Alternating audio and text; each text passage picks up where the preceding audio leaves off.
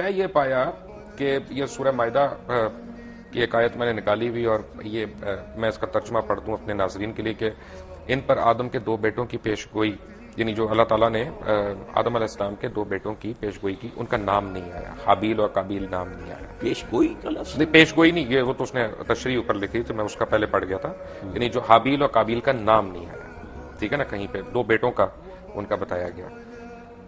اب سوال یہ ہے کیونکہ جب آپ نے یہ کہہ دیا نا کہ کافی پتہ نہیں ہزاروں سینکڑوں لاکھوں اللہ تعالیٰ نے انسان ایک ساتھ تیار کیے، ایک ساتھ پیدا کیے کن فیکون کہہ کے، تو پھر مجھے ٹھیس پہنچی ہے۔ اس کا مطلب ہے کہ انسیسٹ نہیں ہوا کہیں پہ، کیونکہ جو ایک عام تاثر ہم لوگ لیتے ہیں کہ حابیل نے ایک بہن سے شادی کی، قابیل نے دوسری بہن سے شادی کی، تو یہ غیر اسلامی ہے اس کی، تو کیونکہ اس وقت مخلوق اتنی زیادہ تھی تو انہوں نے دوسروں سے کی۔ پہلی بات تو یہ ہے کہ یہ بات قرآن میں نہیں ہے، البتہ احادیث میں ہے، اور ظاہر بات ہے کہ یہ انسسٹ کب جا کے حرام قرار دیا گیا، اور جب تک حرام نہیں قرار دیا گیا اس وقت تک اللہ کی طرف سے جائز تھا تو ٹھیک تھا۔ ویسے یہ جان لیجئے کہ جو میں نے کہا تھا کہ ایک پوری سپیشیز تیار کی گئی ہے، اس میں سے ایک پرسن آدم ہے، اس کے بعد نسل آدم کی چلیے، باقی سپیشیز پوری جو ہے ختم ہو گئی، ٹھیک ہے، جیسے ڈائناسورس ختم ہو گئے وہ سپیشیز ختم ہو گئی، ان کی اب نسل میں اب ظاہر بات ہے کہ اس میں بیٹا بیٹی ہو رہے ہیں، اب اس کو آگے کیسے چلنا ہوگا؟ بالکل صحیح کہہ رہے ہیں تو یہ ایک ایکسیپشن ہے۔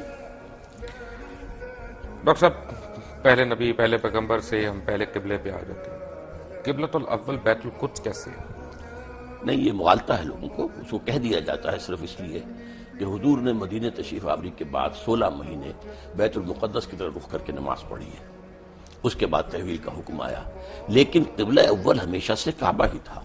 تو ہم کیوں اس کو کہتے ہیں؟ وہ تو ایک درمیانی طور کے لیے اللہ تعالیٰ کا حکم تھا۔ نہیں تو اس کا مطلب پوری امت مسلمہ بے وقوفی کی بات کر رہی ہے؟ نہیں، بالکل نہیں کر رہی، سب مانتے ہیں کہ قبلہ اول سب سے ان اول بیت وضع للناس الذی ببکہ تھا، پہلا گھر اللہ کی عبادت کے لیے جو بنایا گیا مکہ میں بنایا گیا، سمجھے آپ؟ وہ یہ خانہ کعبہ ہے، مکہ بکہ ایک سیم ورڈ ہے یہ، سمجھے آپ؟ تو اولا بیت وضع للناس الذی ببکہ، اور یہ آدم کی جو یہ سورہ آل عمران کی تیسری آیت ہے، نہیں تیسری تو خیر تیسری نہیں، غلط کہہ رہے ہیں آپ۔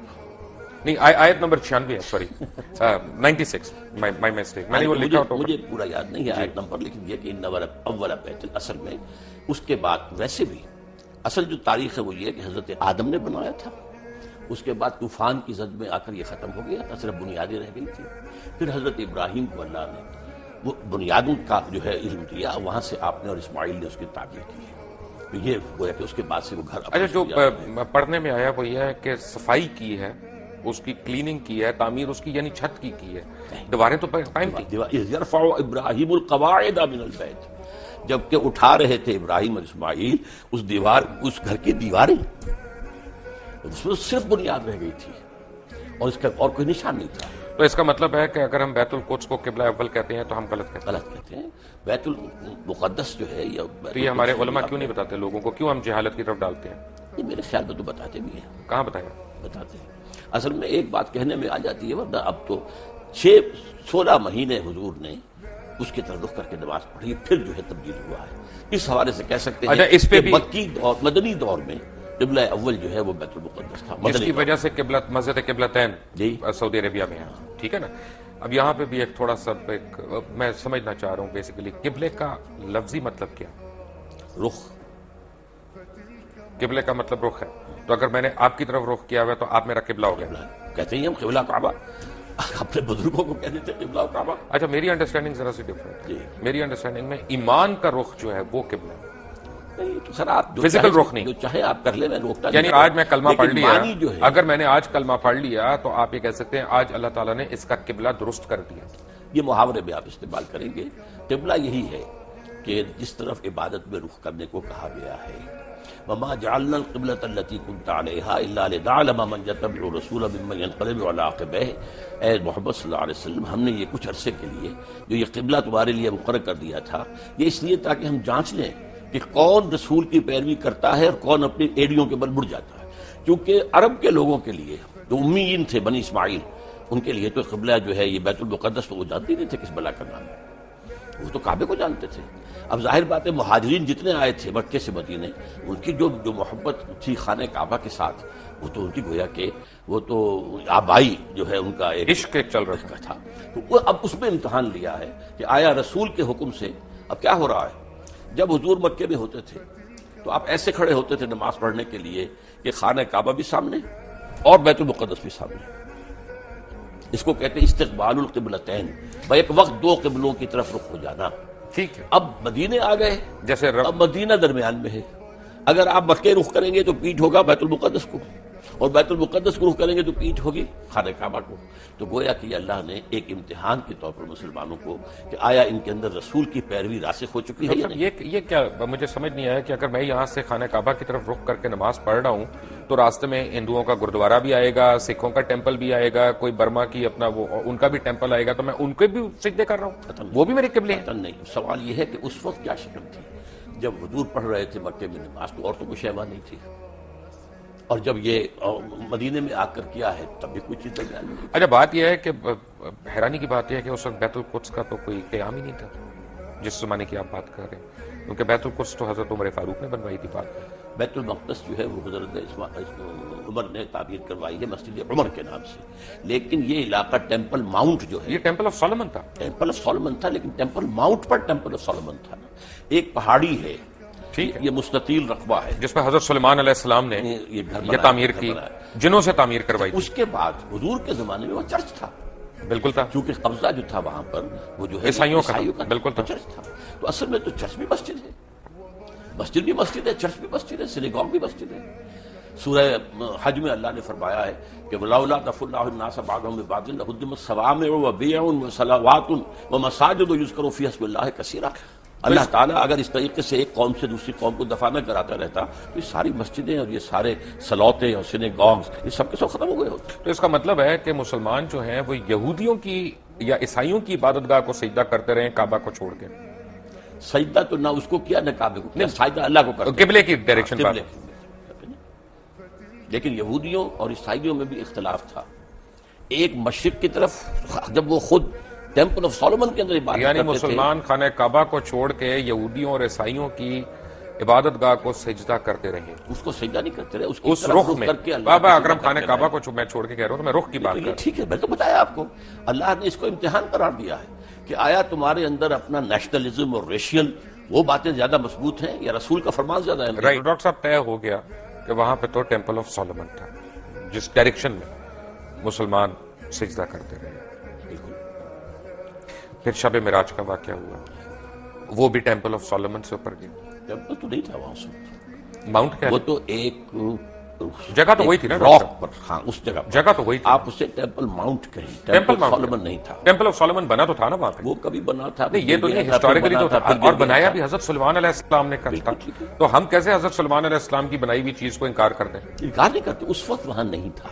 وہاں ایک راک ہے جس کے اوپر ڈوم بنی ہوئی ہے. اس کا مطلب تو یہ ہوا نا کہ ڈاکٹر صاحب پوری دنیا کے مسلمان جو ہے ناجائز طور پہ اس پہ قبضہ کرنا چاہتے ہیں، اس پہ حق جتا رہے ہیں اپنا. پوری دنیا کے مسلمان تو ناجائز قبضہ نہیں کرنا چاہتے. وہاں پر جو قوم 2000 سال سے آباد تھی اس کو ڈسپلیس کس طریقے سے کیا گیا ہے. یہودی تو وہاں سے نکلے ہوئے تھے 2000 سال سے. وٹ کلیم ڈڈ دے ہیو، جس کو قائد اعظم نے کہا کہ انلیجیٹیمیٹ چائلڈ آف دی ویسٹ، اور اقبال نے کہا کہ ہے عرض فلسطین پہ یہودی کا اگر حق، ہسپانیہ پہ حق نہیں کیوں اہل عرب کا. ویسے میں کہتا ہوں ہوتا ہے شب و روز تماشا میرے آگے کہ علماء دین بھی آج علامہ اقبال اور قائد اعظم کو کوٹ کرنے پہ آ گئے جن کا اس وقت آپس میں بالکل کلیش تھا، سیریس کلیش تھا.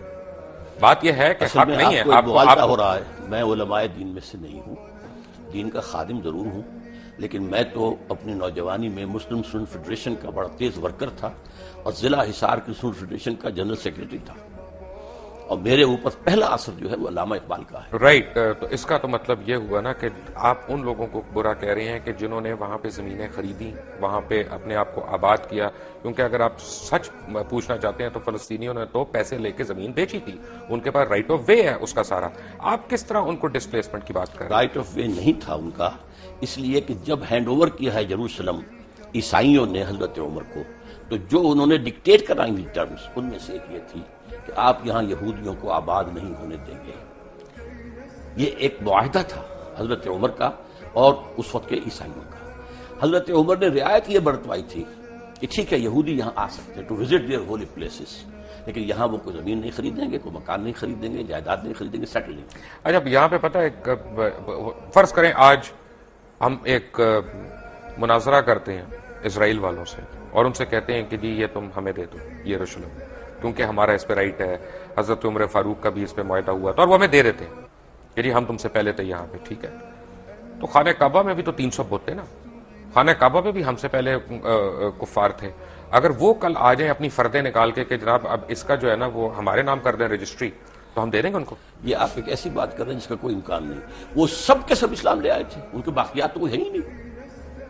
وہ لوگ جو تھے مشرکین مکہ کہاں رہے؟ ہم نے بھی تو ڈسپلیس کیا نا، نہیں، کہاں displace کیا؟ ڈسپلیس وہی کے وہی مان مدینہ تو شہر یہودیوں کا وہی تھا۔ کے یہودیوں کو ڈسپلیس کیا، کیوں کیا؟ انہوں نے معاہدوں کی خلاف ورزی کی۔ ہم نے ان کو ڈسپلیس کیا پہلے، اگر 1400 سال کے بعد انہوں نے ہمیں ڈسپلیس کر دیا تو کون سی برائی ہوئی؟ انہوں نے معاہدوں کی خلاف ورزی کی، اس کی سزا کے طور پر انہیں ڈسپلیس کیا گیا۔ حضور صلی اللہ علیہ وسلم نے مدینے جاتے ہی پہلے 6 مہینے میں جو کام کیے ہیں آپ نے 6 months اور 3 کام کیے۔ نمبر 1 مسجد نبوی کی تعمیر، نمبر 2 یہودیوں کے ساتھ معاہدہ کر کے جکڑ لیا کہ اگر ہم پر حملہ ہوگا مدینے پر تو جوائنٹ ڈیفنس کریں گے ہم مل کر، اور نمبر 3 مہاجرین اور انصار کے آپس میں مواخات، یہ 3 کام۔ لیکن اس کے بعد یہودیوں نے آنر کیا اور مسلمانوں نے آنر نہیں کیا۔ جب اپنا کروسیڈ شروع ہوئی ہے، یروشلم کے اوپر عیسائیوں نے حملہ کیا تو انہوں نے مسلمانوں سے زیادہ تعداد میں یہودیوں کو قتل کیا۔ عیسائیوں نے مارا نا، عیسائیوں نے مارا، آپ جو بات کر آپ نے رہے ہیں، ان کو پہلے سپورٹ نہیں کیا، آپ نے یہودیوں کی ایگزٹ کلوز وہاں پہ لے لی اپنے اس تو آپ نے خود بیان کی تھی نا کہ آپ نے ڈسپلیس کیا انہیں، ہم نے ڈسپلیس کیا۔ کیوں کیا؟ کس لیے کیا؟ کہ انہوں نے خلاف ورزی کی۔ کوئی خلاف ورزی نہیں کی۔ اب آپ کی تو ڈاکٹر صاحب یہ تو مجھے انہوں نے بتائیں نا معاہدہ کون کیا تھا، اس کی خلاف ورزی کی۔ معاہدے تو ہم نے بھی کئی خلاف ورزیاں کی ہیں۔ اب یہ تو خیر زرداری صاحب نے عبداللہ کی ہے، بن ابی تو مسلمان تھا، عبداللہ بن ابی یہودی تو نہیں تھا۔ تو اسے کیا کہا ہے؟ نہیں اس نے کافی منافق نہیں تھا، منافقوں کا منافق سردار تھا، نہیں لیکن تھا۔ اس کو کیا کیا؟ ہم سے بڑا منافق کون ہے دنیا کون میں؟ ہے؟ لیکن یہ کہ اس کو کیا کیا حضور نے؟ قتل کیا، اس کو مارا، نہیں اس کی نماز جنازہ نہیں پڑھائی۔ پڑھائی، کون کہتا نہیں پڑھائی؟ اللہ تعالیٰ کا پھر حکم ہے، اللہ تعالیٰ نے پھر کہا کہ یہ اچھا نہیں بعد کیا، میں کہا۔ بعد میں کہا، ٹھیک ہے، اسی لیے تو آپ سے میں پوچھ رہا ہوں، ہاں، اسی لیے تو آپ سے میں پوچھ رہا بات پوچھنے کے رکھیے پھر۔ ہوں۔ لیکن اس کا مطلب ہے کہ ہمارا رائٹ تو کوئی نہیں ہوا نا بیت القدس پہ۔ بیت القدس پر یہ اخلاقی کہ رائٹ ہے نا۔ وہاں کے لوگ ہیں، ان کا رائٹ ہے، ان کو جو ہے وہاں سے ڈسپلیس کیا گیا ہے، زیادتی کی گئی ہے، اس حوالے سے تو یہ تو آپ ایک ہیومنٹیرین بیسس پہ کہہ رہے ہیں، انسانی حقوق سوال کے اوپر یہ کہہ ہے رہے کہ ہیں۔ یہ جو اب یہودیوں نے اپنا پورا زور لگایا تھا، آپ معلوم ہوگا سلطان عبدالحمید خان وہ بہت زیادہ مقبوض تھا، بہت مقبوض تھا، اور یہودیوں نے آفر کی تھی کہ اب سارا قرضہ آپ کا ادا کر دیتے ہیں، آپ ہمیں وہاں آباد ہونے کی اجازت دے دیں۔ انہوں نے انکار کر دیا کہ جو معاہدہ عمر سے ہوا تھا رضی اللہ تعالیٰ عنہ، میں اس کی خلاف ورزی لیکن اس کے بعد فلسطینیوں نے اپنی زمین بیچی وہاں پہ۔ تو یہ کہ جب وہاں پر بالفور ڈکلیریشن کے ذریعے سے انہیں حق دیا گیا ہے تب وہ آئے ہیں نا وہاں پر، بھائی وہ اور بیچی بھی فری ہے۔ تو نہیں آئے، وہ یہاں پہ ایسے تو نہیں کہ ایم این اے نے قبضہ کر لیا پلاٹ کے اوپر، کیے ہیں، یہ نہیں بھی کیے، یہ بھی کیے۔ ڈاکٹر صاحب انہوں نے پیسے دیے، ان کے جیسے پاس بھی فردیں کیے، موجود ہیں، نہیں، کیا نہیں، باتیں کر قبضہ رہے بھی ہیں؟ کیا۔ ملکیت ہے ان کے پاس۔ پرانے لے کر نکل آئے اپنے پاس 2,500 پرانے ڈاکومنٹس کی، یہ تو ہماری جگہ تھی، کون ان کو روکنے والا تھا وہاں پر؟ یہ ضرور ہے، یہ بھی کیا ہے شروع میں جو آپ کہہ رہے ہیں کہ ایک شخص سے کہا گیا کہ آپ کا مکان کیا ہے، اس نے کہا 2 چلیں لاکھ اس کا مطلب ہم 3 لاکھ دیتے ہے، ہیں۔ اس کا مطلب ہے کہ ہمارا اخلاقی سٹینڈ ہے، دینی سٹینڈ کوئی نہیں ہے فلسطین پہ، یروشلم پہ۔ آپ اخلاق کو دین سے علیحدہ کیوں کرتے ہیں؟ میں اس لیے علیحدہ کر رہا ہوں کیونکہ قرآن مجید میں کہیں پہ بھی ایک بھی آیت یروشلم کے حق میں نہیں آئی۔